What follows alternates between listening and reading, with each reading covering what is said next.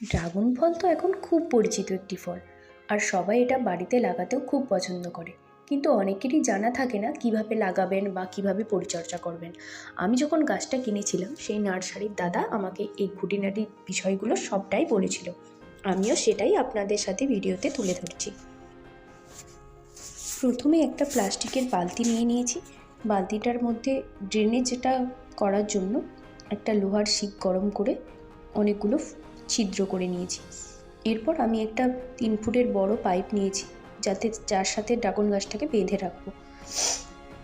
এটা ছিল আমার বাগানের পুরনো টবের কিছু মাটি, দোআঁশ জাতীয় মাটিটা। আর এখানে ছিল এমনি এঁটেল জাতীয় মাটি, তার সাথে কিছু বালি টালি মেশানো ছিল। আর এটা ছিল একদম গোবর সার, এর সাথে কিছু আর মেশানো ছিল না। আমি সবগুলোই 1:1:1 অনুপাতে নিয়ে নিয়েছি, অর্থাৎ পরিমাণে নিয়ে নিয়েছি। তারপর ওই 2 রকমের মাটির সাথে গোবর সারটাকে খুব ভালোভাবে মিশিয়ে নিয়েছি। ড্রাগন গাছের মাটি আপনারা কিভাবে তৈরি করবেন বা কতটা জল দেবেন গাছে, এইসব তথ্য আপনারা এই ভিডিওতে পেয়ে যাবেন।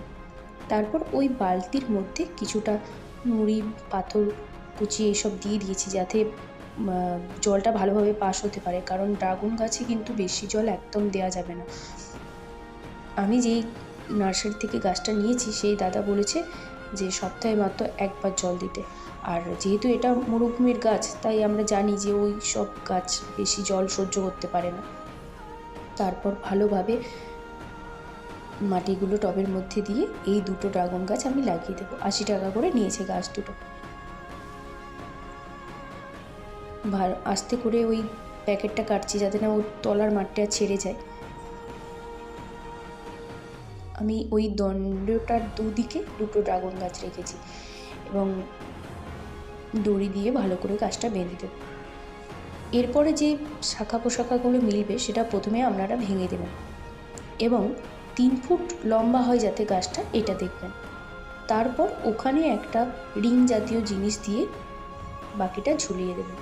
প্রথমে কিন্তু গোড়ার দিকে সমস্ত ডালপালাগুলো ভেঙে দিতে হবে, না হলে গাছটা গ্রোথ ঠিক মতো হবে না। এবং একটু মোটা জাতীয় কোনো দণ্ডের সাথেই বাঁধবেন, কারণ এই গাছটা যত বড় হবে তত প্রেশার পড়বে, যাতে না ওই দণ্ডটা আবার ভেঙে পড়ে যায়। এই জন্য আমি প্লাস্টিকের একদম জলের পাইপ ছিল বাড়িতে, সেটা নিয়ে নিয়েছি। বা আপনারা সিমেন্টের খুঁটিও ব্যবহার করতে পারেন যদি কোনো বড় পাত্রে লাগান। এরপর আমি 2টো গাছকে ভালোভাবে বেঁধে নেব এবং এটাকে রোদে রেখে দেবো। তবে মাথায় রাখতে হবে এতে যেন বেশি জল একদম না দেওয়া হয়। সপ্তাহে মাত্র 1 দিন জল দিলেই হবে। আর সেই নার্সারির দাদা তো বলেছে 1.5 বছরের মধ্যে ফল পাওয়া যাবে, এরপর দেখা যাক। যদি আপনারাও এরকমভাবে ড্রাগন গাছ লাগাতে চান, লাগাতে পারেন। এই টিপসগুলো মাথায় রাখবেন আর জানাবেন ভিডিওটা আপনাদের কেমন লাগলো।